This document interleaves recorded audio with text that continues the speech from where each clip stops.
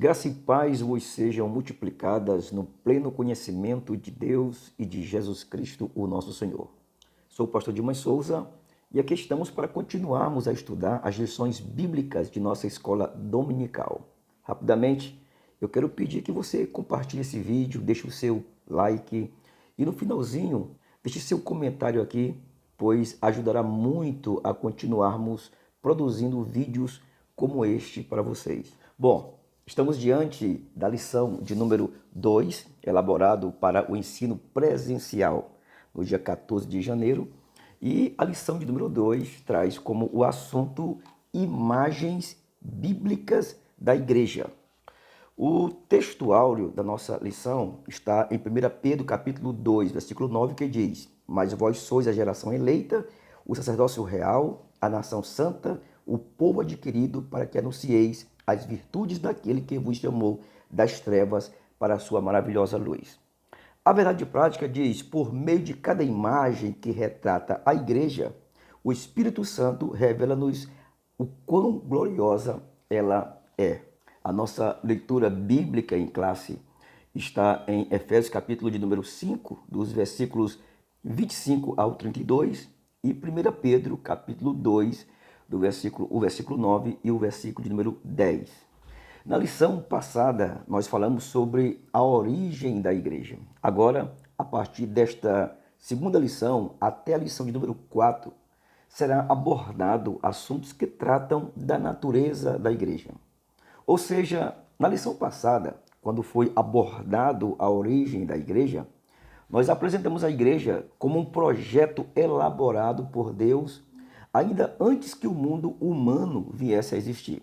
Essa igreja, que foi um mistério para os santos do Antigo Testamento, teve a sua manifestação real primeiramente em Cristo e de forma mais concreta inaugurada na terra para o mundo através da vinda do Espírito Santo no dia de Pentecostes. Agora, de forma ilustrativa, essa lição de número 2 trará revelações feitas pelo apóstolo Paulo e pelo apóstolo Pedro sobre as principais imagens bíblicas a respeito da Igreja de Cristo, imagens estas que comunicam o relacionamento, a função e a utilização espiritual dessa instituição criada por Deus. E sem perca de tempo, já indo para o primeiro tópico, para sermos bem prático aqui e objetivo em nossos comentários, no primeiro tópico nós temos as imagens sobre a igreja que descrevem relacionamento. Quando Paulo, que foi quem revelou a igreja, que antes era um mistério, quando ele quis agora revelar a natureza relacional da igreja com Cristo, ele a descreve como noiva, depois como esposa e depois como rebanho. Isso fala de relacionamento, igreja como relacionamento. Sobre a figura de noiva, aqui traz uma revelação de relacionamento, de comprometimento para um matrimônio. Fala da igreja como uma mulher com todas as atribuições morais para viver um período de espera para um casamento, para um matrimônio. E essa mulher mantém-se conservada em pureza, em castidade, em fidelidade para com seu noivo. Já a igreja, como figura de esposa, traz uma revelação de relacionamento conjugal concretizado. Não de uma noiva que tem compromisso com o noivo vivendo distante dele, mas de alguém que já se casou e se uniu intimamente com este esposo. Então, neste sentido, a igreja, na era presente, tanto ela é noiva como ela é esposa, isto espiritualmente. Todavia, a realidade literal da igreja como esposa se dará somente no futuro, após o arrebatamento da igreja, nas bodas do Cordeiro, isso na eternidade com Deus. Já a terceira figura que fala de relacionamento é a questão do rebanho. O rebanho traz uma revelação sobre a igreja como uma relação de cuidado, de dependência, onde a igreja, como rebanho, ela não sabe andar, ela não sabe se alimentar, ela não sabe se direcionar, nem procriar, ela sabe, sem a voz de Deus como seu pastor, sem a vara e o cajado que traz consolação, segurança e direcionamento. Eis aí a razão de Davi escrever o Salmo 23, chamando Deus de o seu pastor. No segundo tópico, nós temos agora imagens da igreja que descreve a funcionalidade, ou seja, a razão pelo qual ela foi constituída. E essa descrição sobre a igreja e sua função, ela é apresentada por Pedro, que descreve ela como geração eleita, sacerdócio real, nação santa e povo adquirido, e também é apresentado por Paulo como a igreja sendo o corpo de Cristo, no intuito de descrever a função ou atividade da igreja, estando ela existente em Cristo. Então é bom entender que Deus nunca faz algo sem propósito, e com a igreja não é diferente. Ela foi feita para alguma função, para alguma realização. Pedro aqui descreve algumas coisas, como por exemplo, vai chamar a igreja de geração eleita. Isso aí fala de um povo que antes vivia distante de Deus, mortos nos delitos e pecados, e a graça divina fez dessas pessoas uma nova raça, uma nova geração. E isso através da regeneração ou de um novo nascimento. Um povo eleito, escolhido por Deus. Agora veja, ninguém é eleito para não fazer nada. Toda pessoa que é eleita, ela é eleita para fazer algo que definirá a sua pessoa ou a sua posição. Assim também é a igreja, chamada de geração eleita. O outro termo ela é chamada de sacerdócio real. Em resumo, os crentes são chamados de reis e sacerdotes. Lá em Apocalipse, capítulo 1, versículo 6, capítulo 5, versículo 10, e o capítulo 20 e o versículo 6.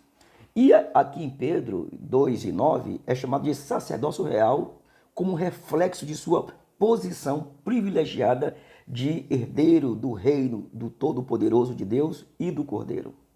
Por causa dessa proximidade privilegiada com Deus, nenhum outro mediador se faz necessário. Os crentes têm acesso diretamente com Deus. São chamados por Deus para servi-lo ao oferecer também sacrifícios espirituais. Ou seja, são pessoas zelosas de boas obras. Pedro ainda diz em sua primeira carta, no capítulo 2, versículo 5, vós também, como pedras vivas, sois edificados casa espiritual e sacerdócio santo para oferecer sacrifícios espirituais agradáveis a Deus por Jesus Cristo. Por fim, a igreja também é chamada de nação santa e povo adquirido. Isso fala da igreja como um povo separado, um povo comprado, um povo alcançado, um povo inteiramente consagrado a Cristo.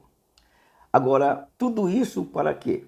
A parte B do textual diz, para que anuncieis as virtudes daquele que vos chamou das trevas para a sua maravilhosa luz. Isso descreve a função da igreja. Mas, ainda neste segundo tópico, uma imagem que descreve muito bem a função da igreja é empregada pelo apóstolo Paulo, que é o que ele chama de a igreja como corpo de Cristo. E a igreja, ela é chamada de um corpo de Cristo para explicar a relação de união com Cristo e dos membros uns com os outros, dos crentes uns com os outros. Assim como todas as partes do corpo estão ligadas e trabalham juntos ou juntas, os cristãos devem trabalhar unidos para a obra de Deus. Assim como a cabeça comanda o resto do corpo, Jesus comanda a igreja. Então é importante entender que cada pessoa salva é um membro do corpo de Cristo, unido a Cristo e ao resto do corpo da igreja. Assim como cada parte do corpo tem uma função importante, cada cristão tem uma parte na obra de Cristo. Romanos capítulo 12, versículo 4 a 5, mostra isso. Todos nós recebemos dons e talentos de Deus que servem para ajudar o resto da igreja. Por exemplo, algumas pessoas têm o dom de ensinar a palavra de Deus. enquanto que outras pessoas têm o dom de encorajar ou ajudar as outras pessoas. Então, todos os membros do corpo de Cristo são importantes. Muitas vezes nós valorizamos mais as posições de liderança, mas cada função ela é importante e necessária para o bom funcionamento da igreja. A Bíblia ela explica dizendo: se todo o corpo fosse olho, onde estaria o ouvido? E se todo o corpo fosse o ouvido, aonde estaria o olfato? Está lá em 1 Coríntios capítulo 12, versículo 17. Então não devemos desprezar outros cristãos, porque cada um é parte do corpo de Cristo e reflete um pouco da glória de Deus. O terceiro e último tópico da nossa lição, temos aqui a imagem da igreja que descreve a habitação. E o nosso comentarista, ele traz duas imagens que refletem a igreja como habitação. Primeiro, ela é chamada de santuário de Deus, e segundo, ela é chamada de casa de Deus. E aí vem a pergunta: qual a diferença entre santuário e casa? Bom, quando a igreja é descrita como santuário, fala do crente individualmente como igreja, sendo morada do Espírito de Deus. O lugar onde Deus passa a residir, onde ele passa a habitar, onde ele passa a morar. Já quando a igreja é descrita como casa de Deus, está relacionado à convivência familiar, ou seja, a igreja como família de Deus. E aqui está uma analogia interessante. Através de Cristo, nos tornamos família de Deus, pois passamos a sermos chamados de filhos de Deus, co-herdeiro com Cristo das riquezas celestiais. Agora, através do Espírito Santo, passamos a ser santuário, habitação de Deus, servindo como lugar de convivência pessoal e individual, Deus com o seu povo que ele adquiriu. Bom, então, finalizando aqui nossa contribuição, nós concluímos que esta lição sobre a igreja mostra que nós temos que compreender a igreja tanto no aspecto institucional como também no aspecto funcional. A igreja como um povo comprometido conjugalmente com Deus e comprometido funcionalmente com a obra de Deus aqui na terra. Deus te abençoe, espero que isso tenha ajudado você nesta lição e nesse entendimento.